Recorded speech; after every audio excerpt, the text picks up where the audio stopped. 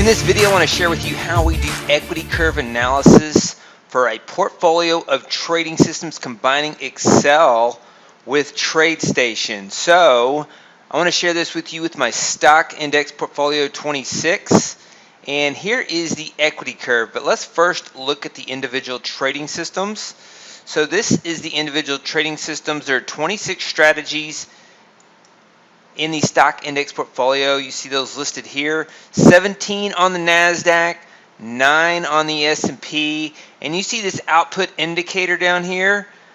Each day that data is exported. The daily P&L is exported, and then it is imported directly into Tradestation, into Excel, I mean. So I go from Tradestation, I import the data from Tradestation into Excel. I have some macros that open up all the files. There's 158 files that open up. And then I have some fancy formulas in here that imports them. And this is the downloadable, so I remove the macros and the fancy formulas. And in the end, after all this processing, I get an equity curve. And so if you come over here, you have the date and you have the total equity curve. So I've exported that from 2015 forward, and I've also exported a separate data file with the date and the drawdown curve as well as the date, and then I have this percentage winners curve. How many days of the last 12 days are percentage winners? And so I exported those as text files, and then I re-imported them back into Tradestation. So you can see here, this is the equity curve, just the closing price of the equity curve each day for the stock index portfolio 25 since 2015. I'm going back. Down here is the drawdown curve. The highest the drawdown curve can go is 0. When it's at 0, it's not in a drawdown anymore. And then you have your winning percentage, number of percentage winning days in the last 12. That's exported down here as well. And so you see the equity curve for our latest stock index portfolio 25. And what this allows you to do is allows you to run trading systems on your equity curve. And so I'm going to show you trading systems. The goal is to create a timing on the equity curve that will improve your overall timing on the strategies. And it is difficult to find. These are good systems, and not all systems are perfect. So the idea is to combine.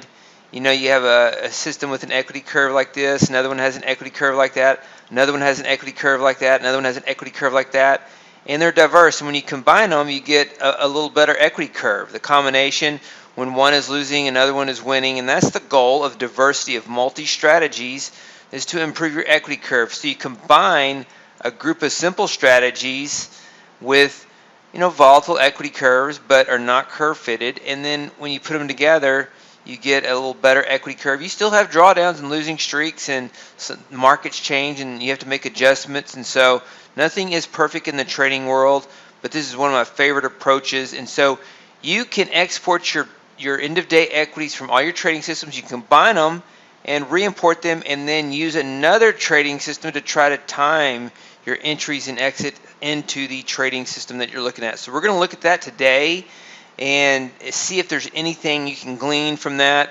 I'm just going to start with the most basic setup. And the most basic setup is to buy this bar on close and to sell next bar at the market.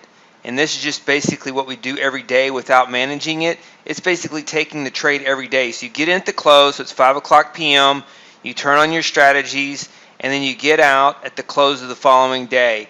And then you get back in at the close and you get back out. And this just gives you the stats for what this strategy would look like, the way we normally do it, trading it. So if you take a look here, buy this bar on close, sell this bar on close. These are the stats that I get. I had to update it though. So you see the max drawdown here. You're holding something overnight. So you look at the intraday peak to valley drawdown. If you're looking at a day trade system, you look at this one, but it's the same in this situation, 3677, which is the same that we show in our Excel portfolio calculator. So if you go to the portfolio calculator, going back to mid-2011, 3677.50 is the max drawdown in the drawdown curve, and that happened, post 2015. So we're just looking at this from 2015 forward, and there's been 1,931 trading days. This is what it looks like. This is what your trading system would look like if you were to do trading system stats for trading your portfolio every day. 45% of your days would be winners. Your profit factor would be 1.78. The slippage and commission is already in the individual strategy. So this is just analyzing what the daily stats are for trading your trading systems. And so nice results. 45% is percent profit. Well, that's less than 50%. I know a lot of people want to be right 80 to 90% of the time or 70% of the time, but most active strategies are somewhere between 40 and 60. So this is what we have, and here's what the equity curve looks like, similar to the equity curve in the portfolio calculator. If you look at it there, so basically just exporting the combination of combined equity curves that we already combined in Excel. So what can we do? Can we improve this strategy? Is there a day of week or a day of month bias that improves this? So let's update the code to do maybe a day of week bias. And so let's get rid of this so it doesn't buy and sell each day. Let's look at, if we want to trade it on Monday, we have to use the day of week. If day of week is 5, which is Friday, then buy this bar on close. So we're getting, it's Friday, the market's closed, and so we get in, we turn the strategies on, and we get out on Monday's close. What are the results for Monday? And so you can see the Monday results. This is the biggest thing that I've seen in analyzing this so far. I've tested a long list of ideas, and I haven't really been able to improve it by timing it, getting in and getting out. But one thing I have noticed is that since April of this year, Mondays have been terrible. So my next goal is to go back and look at the markets and say, what is going on with Mondays? Almost every Monday is a loser since mid-April. That's a pretty extended streak for 4 months of Mondays to lose. And so let's look at the periodical returns. In 2022, Mondays are at 40%. Now some of these are less. 2016 was not as relevant. The price action is different in 2016. The index level is smaller. The volatility is smaller. The daily dollar range is smaller. But in recent trading, it's pretty low. If you look at the recent months, and through April, it was pretty normal. But if you look at it on a monthly basis, you're getting 0% so far in August. You're getting 25% in June, 20% in May, 25% in April, 25% in February. The numbers were higher on average before that. And so Mondays are not that great. And so should we just stop trading on Mondays? That's the question. Let's look at the rest of the days of the week and see. So let's look at what does the trading look like on Tuesday. So we get in at the close on Monday. Day of week of date is 1. If it's Monday, we get in at the close. And then Tuesdays are bad this month. Two Tuesdays are down. But overall, the equity curve is up. So Tuesdays are not so bad. Tuesdays are pretty good. The winning percentage is 42%. And let's look at Wednesdays. So if it's Tuesday's close, we get in. Let's type in 2. If day of week of date is equal to 2, input is this number, then buy this bar on close, and then sell next bar at the market. Now this is just a closing price. We can't put a stop loss in during the day. It's just one data point, the closing equity curve price. So 44%. Let's look at the equity curve. Nice equity curve. In recent trading, Wednesdays have been amazing to trade. And so let's look at Thursdays. So if it is Wednesday's close, Thursdays have been great, especially since about the last 11 months, Thursdays have been straight up. So 44%, but really nice trading on Thursdays. Let's look at the monthlies. So nice trading. We've talked about this pattern we've noticed at the end of the week tends to do better. So Wednesday, Thursday, Friday tend to do better. Let's look at Fridays. How do Fridays do? Pretty good. Pretty good for Fridays. So pretty consistent trading on Fridays. One of the best equity curves is to trade on Fridays for this portfolio. So you could bias this like that. Sometimes I think this kind of thing is mean reverting, but I'm surprised at how bad Mondays are since April. So that is one thing that really sticks out to me as a red flag, and maybe potentially not trade on Mondays. Let's look at that again. I mean, I want to go and look at the data on Monday and see if I can find some sort of clue as to what is going on Mondays and determine that. So I want to rewrite this strategy to trade only on Wednesdays, Thursdays, or Fridays. Oh, Wednesdays, Thursdays, and Fridays. So I'm going to do that real quick and then show you the code. So I rewrote the code and I said if day of week of day is equal to 2 or 3 or 4, then buy this bar on close. That means Wednesday, Thursday, and Friday.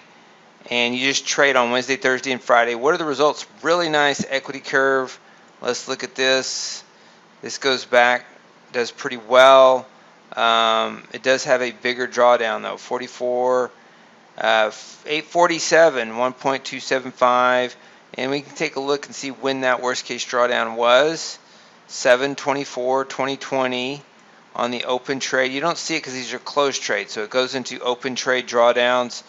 So the drawdown is larger. So even though the closed trade drawdown looks better, the closed trade drawdown is larger. So the bias isn't there. Let's add Tuesdays and see if that helps. So if day of week of date equals 1, then we'll trade on.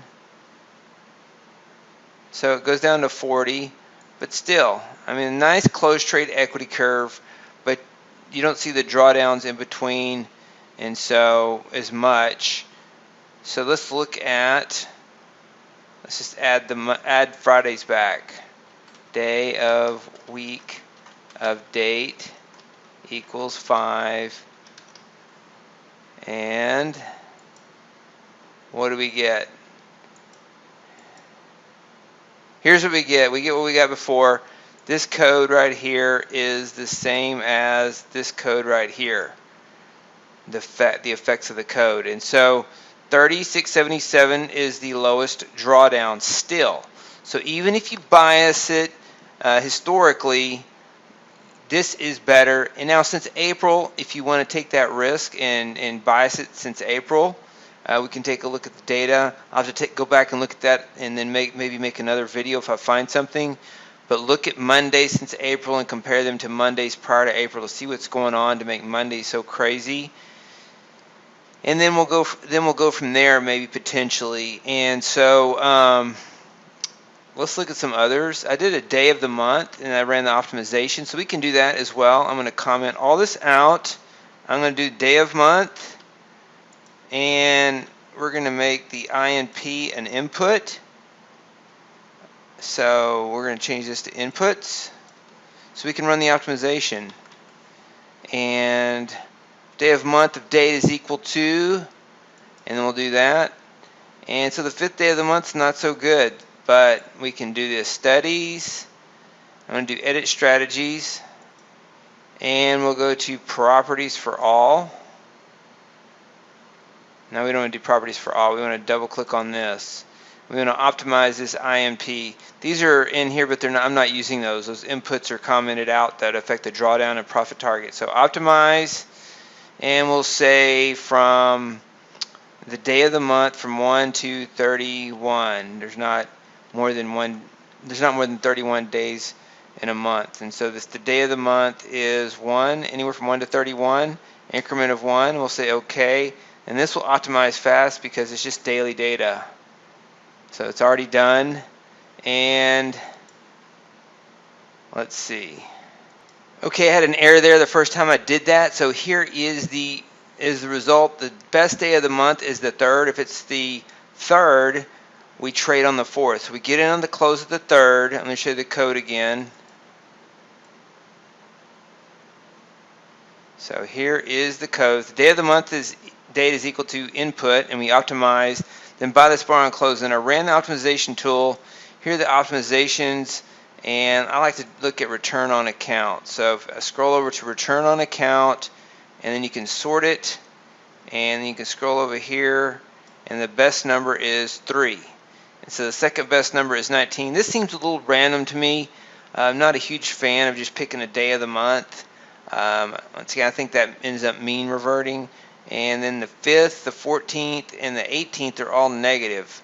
Not sure why. There could be a reason, and if you can verify why those days are down, maybe okay to filter. It's just I'm not a huge day of the month. A day of the week seems a little bit more logical to me.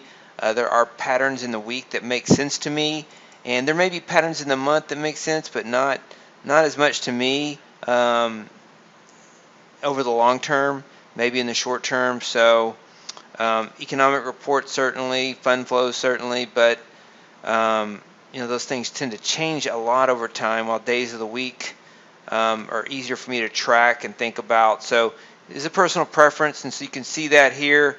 And so you could pick your favorite days of the week or the days of the month and bias it like that. I don't want to do that on the day of the month, but it's something that could be done, and you can see that there. And so you don't trade very much if you do that, unless you pick a list of your favorite days of the month. It's hard for me to say, okay, I'm going to trade on the second day of the month. I'm going to trade the next day. So if it's the second trading day of the month, then you get in at the close and you trade the next day. So second or third, and then the 19th and the 27th, first, second, and third are up there. So that makes a little bit of sense. The first, second, and third are all up in the top 6. 19, 23, and 27 are also in the top 6. 26 is up there. 28. So you could say, 26, 26, 27, 23 is up there, I guess. I called that 28 a while ago. So that's one thing you could test, and that's not as conclusive to me. Then there's other indicator-based tests you can run. You could say if the fast K, let's get rid of this, say if the fast K of 14 crosses below 80, then buy this bar on close. It's an indicator, so it's an oscillator if it starts to dip. And then you stop trading if it goes above 99. And so you see that. You drop this down. You gain a little bit here. You reduce your worst case drawdown by $1,500 if you do that. You trade less, but you also make a lot less. Your net profit as a percentage of drawdown goes down. You have to benchmark that against something that's around 6,000.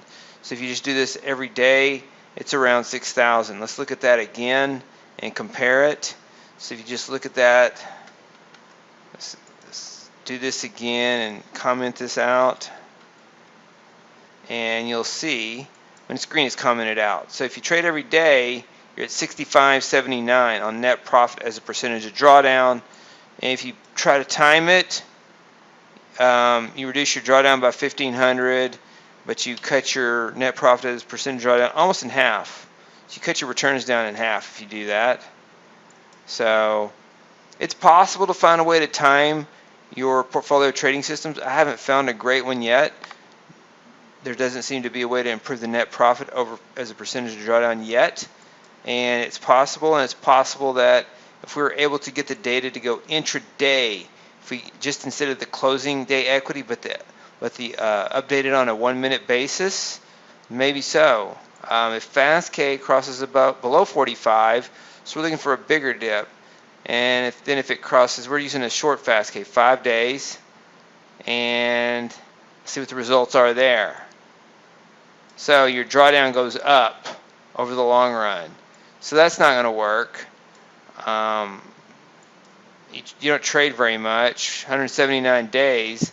So you trade a lot less, but you still make, half as much. So that's, your time in the market is much less, and you're 81% profitable. Let's look at it once again. Benchmark it against trading every day. Trading 179 days versus, it might be worth it to, instead of trading 1,931 days, to make 2 million with a drawdown of 30,000 and be wrong 55% of the time, to come in here and say, you know, I just want to trade less and be more selective and pick my points, and my time in the market is lower. I'm right more often, and so here I go. Now this number 6579 goes down to 3,500. You're right 81% of the time though. And you make about, you know, instead of 2 million, you make 1.1 million. Your average trade per day, your daily profits are 6,400 instead of about 1,000. So, so yeah, it's one thing to consider. Your time in the market is much less, about less than, that's what, 8 to 10% of the time is all your trading. So, a little bit more relaxed, maybe. And let's try this. Buy next bar at the lowest low. This is a technical video. It's long. It's above. It's more advanced for for traders that have done this a while and understand these concepts. This makes 1.6 million. This is one of the closer ones. It trades. It's right 94% of the time. Look at this. Look at this. 56. This is if you wanna find one of the better strategies for timing the market, trades a lot less, is right 94% of the time. This is something to think about. Instead of 6,500 net profit as a percent drawdown, you get 5,600, but you're sitting on 94% of your trades are winners. Keep in mind now, one of the things you have to consider though is that trading every day is different. You're talking about the results on a daily basis. This will hold several days. So this isn't, when you set this up, this is talking about what percentage of actual trades are profitable. When you get in versus when you get out, you're right 94% of the time. So you're still in the market. This isn't trading in and out every day. You're not trading it starting and stopping every day on this algorithm. So it is a little bit, what I said before about your time in the market isn't true, because this gets in and then holds it like we normally do. We hold it every day, and so the fluctuations, the daily fluctuations, aren't represented in this. And so 94% of your days will not be winners, just 94% of your trades will be winners.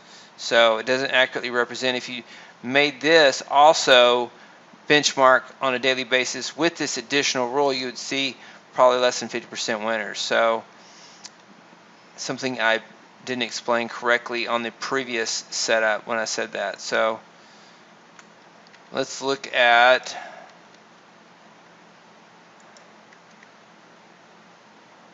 we're looking for a $15,000 drawdown, and we have a stop loss of 15,000, a profit target of 30,000.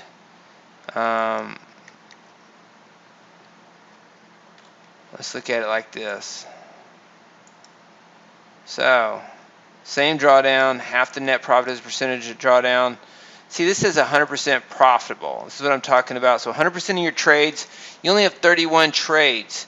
But you know, in our original setup, this makes sure that you have each day is considered a trade. In this scenario, not each day is considered a trade, because you are in and then you get out here, and so you're not measuring each day as a trade. It says 100% of the trades are winners, but obviously you go through drawdowns. You can see the drawdowns on some of these trades, so it's not an accurate representation.